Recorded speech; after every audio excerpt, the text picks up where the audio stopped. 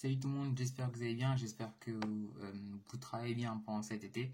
Alors aujourd'hui on va parler de l'anglais en prépa scientifique. Alors je vais découper en deux morceaux, donc les oraux et les écrits. Les oraux, on fait plein de cols, donc c'est la partie qu'on travaille le plus. Mais après il faut déjà réussir les écrits pour y arriver. Alors le principe des cols en anglais, c'est quasiment le même principe. Il y a des disparités selon les banques de concours, mais c'est quasiment le même principe partout. C'est en gros, on vous donne un texte, un article de presse, parfois un article d'opinion, et on vous demande de proposer un commentaire de ce texte, c'est-à-dire de développer une opinion par rapport à ce texte. Donc déjà, non, pas une opinion, je vais revenir. Déjà, on commence par présenter le texte, donc ça c'est très rapide, 3 minutes maximum. Ensuite, on fait une explication, on fait une sorte de dissertation à l'oral où on va développer une idée du texte ou formuler une problématique qui est soulevée par le texte. Par exemple, si c'est un texte sur les États-Unis et le droit des femmes, on pourrait dire est-ce que je sais pas, j'ai essayé de trouver une idée, mais en tout cas, il faut trouver une problématique qui lie le texte à un thème de société important, comme il y a le droit des femmes, l'avortement, les droits de l'homme, l'écologie, il y en a plein quand même, l'économie, le chômage, donc il y a quand même plein de thèmes à développer, donc il y a matière.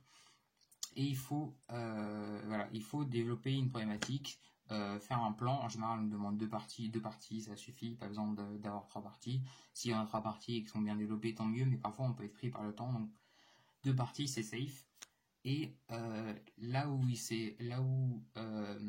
où l'exercice est compliqué, c'est que ça demande vraiment du vocabulaire et la culture journalistique, c'est-à-dire il faut que regarder des journaux souvent en anglais, être au courant de l'actualité en anglais, c'est-à-dire si cette année, par exemple, à la fin de l'année, il y a les élections américaines, il va falloir être au courant de ce qui se passe, des candidats, s'il y a des polémiques, savoir qu'il y a eu une polémique, des choses comme ça. Par exemple, le discours de Greta Thunberg aux Nations Unies, il faut juste savoir qu'il existe quand même. C'est-à-dire, si on vous parle de ce discours, il y a eu des feux en Australie l'année dernière aussi, il faut le savoir. On va un peu tester votre culture journalistique et aussi voir votre culture anglophone, de voir si vous connaissez bien le monde anglophone. Donc c'est bien de se renseigner là-dessus parce que c'est très important et ça va permettre d'avoir de la matière dans vos cols. Parce que si vous n'avez pas de matière, moi au début de l'année, j'ai découvert l'exercice et j'étais pas j'avais pas l'habitude, du coup j'avais aucune matière, je m'arrêtais après 5 minutes. Après, au fur et à mesure de faire l'école, de voir des textes, de faire des rapprochements, j'ai commencé à monter. Déjà, en fait, au début c'était gentil sur la natation, du coup, au début, j'ai quand même commencé à la 14, après, je suis descendu, qu'on voyait l'arnaque. Après, je suis remonté parce que j'ai commencé à comprendre, et ma dernière note avant le confinement, c'est 14, et c'était ma meilleure note de l'année. Et c'est parce que, à force, avec l'habitude développée, et en plus, normalement, ça dépend des lycées, en tout cas, nous, on avait un système où tu es dans un groupe d'école de 3, et du coup, une fois sur 3, donc une fois toutes les 6 semaines, vu qu'on a une colle d'anglais toutes les 2 semaines, une fois toutes les 6 semaines, on préparait le texte qu'on a en colle à la maison. Parce que le reste du temps, pour les autres colles, on le prépare en 20 minutes. 20 minutes, c'est très très court. Donc si on n'a pas de culture et on a aucune idée sur un thème, 20 minutes, on a le temps de rien faire. Mais voilà, ça fait rare parce que au concours, on n'a pas non plus plus de temps, donc il faut avoir l'habitude dans 20 minutes de développer des choses. Et c'est pour ça que notre prof d'anglais nous donnait un vocabulaire à apprendre chaque semaine avec des sections. Et ça, c'est très utile. D'ailleurs, je vais vous parler d'Anki, parce que j'utilise maintenant un package très régulièrement. Chaque jour, je découvre 60 nouvelles expressions. Et ensuite, ça fait des révisions selon la manière dont j'apprends les mots. S'il y a un mot, je le retiens bien, je dis qu'il est facile. Dans ce cas-là, je l'aurai dans 5 jours. Et si je le retiens normal, je l'aurai le lendemain. Et ainsi de suite. En faisant ça tous les jours, j'apprends de plus en plus de mots et d'expressions. Je regarde aussi les séries, puisque c'est important pour la compréhension orale, mais aussi pour parler, parce que on entend les structures des structures idiomatiques, des expressions idiomatiques, et c'est important de les avoir en tête, parce que sans ça, on se fait détruire sur la grammaire déjà. Et donc il y a un gros travail à faire sur le vocabulaire, sur la grammaire, et ça c'est très important.